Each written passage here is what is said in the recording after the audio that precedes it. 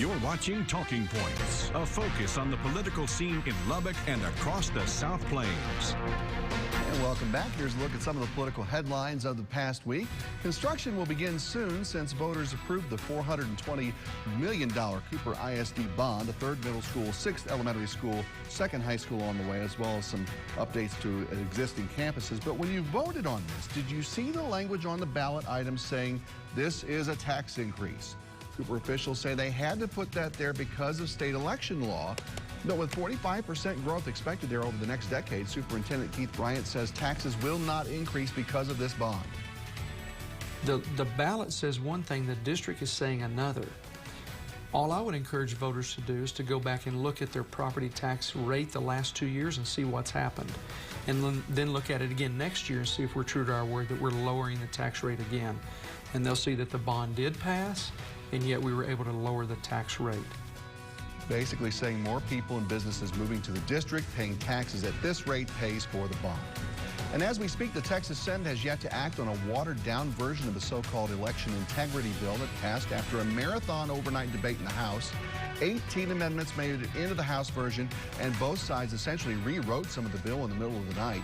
Critics say the bill would keep many people of color from voting easily. Supporters say it would help prevent voter fraud. After last year's shooting death of Breonna Taylor, a proposal to limit so-called no-knock police raids is in limbo unless House Calendars Committee Chair Dustin Burrows of Lubbock puts it on the schedule for floor debate. KAMC West Rappaport has more on the bill and those affected by these types of warrants. No knocks are no good for no one on any side.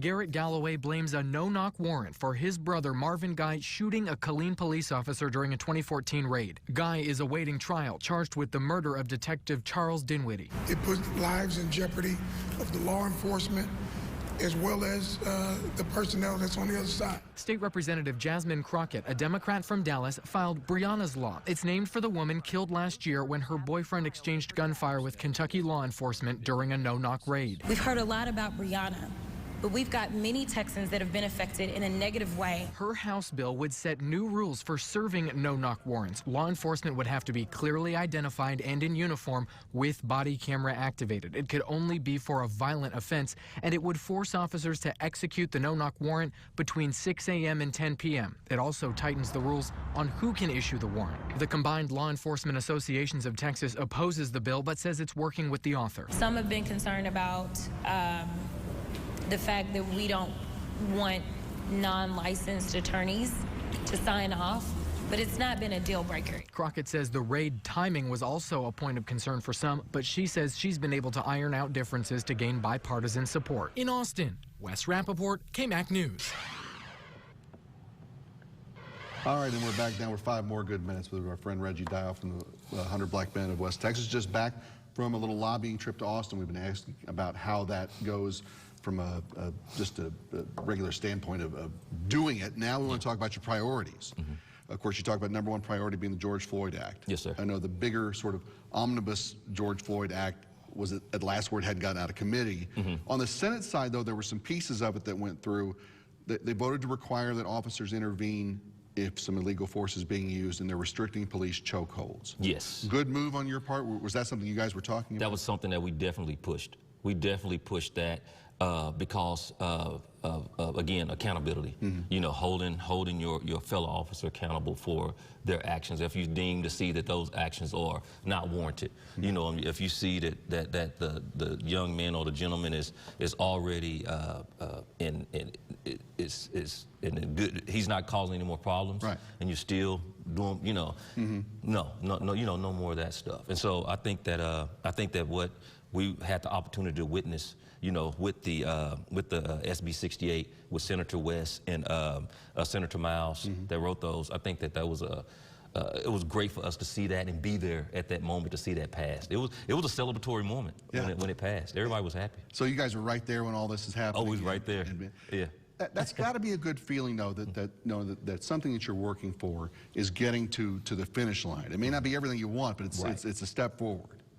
I'm telling you, it's exciting because all your hard work and dedication paid off. Right. You know, all your hard work and all of the times you was frustrated, You know, law for it could be. And making phone calls and talking to people and doing things. Yeah, there's something there. So, but it was a great moment. It really was. What are you hearing about the rest of the George Floyd Act itself? Because I think that before any amendments or anything added, it was sitting in about 6 parts, and they were trying to do negotiating. What do you hear about how that's going to go? That's exactly it. It's going to. It's not just going to be one big bill that they're going to slam out. It's going to be broken down into different parts, and they feel that that's the best way that this bill can be passed.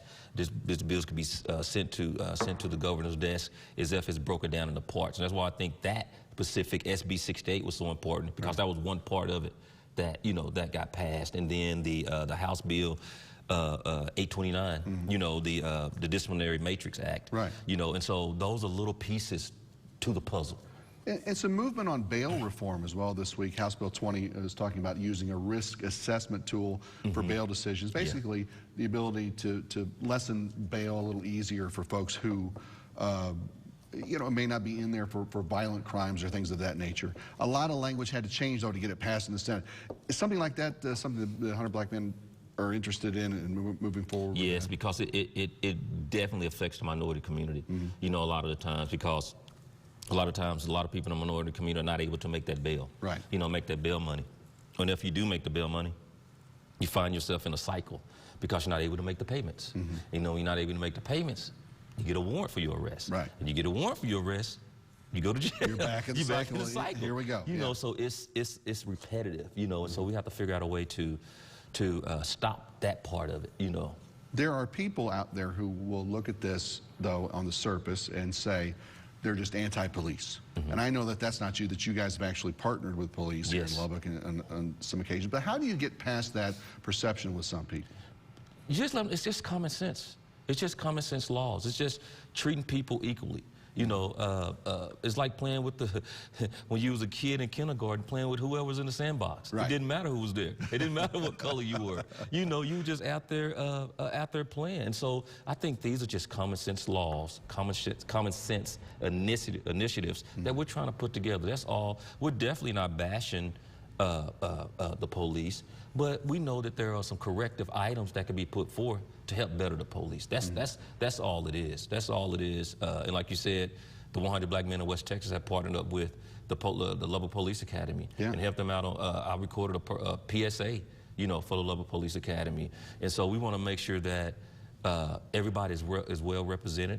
We live by the motto of what they see is what they will be. And so we really want to be that to them, making sure that they see minorities in these police, in these positions, so that it will be on for generations. Other kids will want to be police officers. It's very important that they see us, that they see minorities in those type of positions. Interesting. Yeah. I'm just thrilled as always with the work that you guys are doing and how you're going about it. And I think it's just one of the great organizations here in the area, and I'm proud to have you on whenever we can. Oh yeah, I appreciate it. 100 Black men in West Texas. Congrats on the bills, and hope for some more success moving forward, and with helping a lot of kids here in town too. Yes, sir. Good to see you. Talking. Thank you.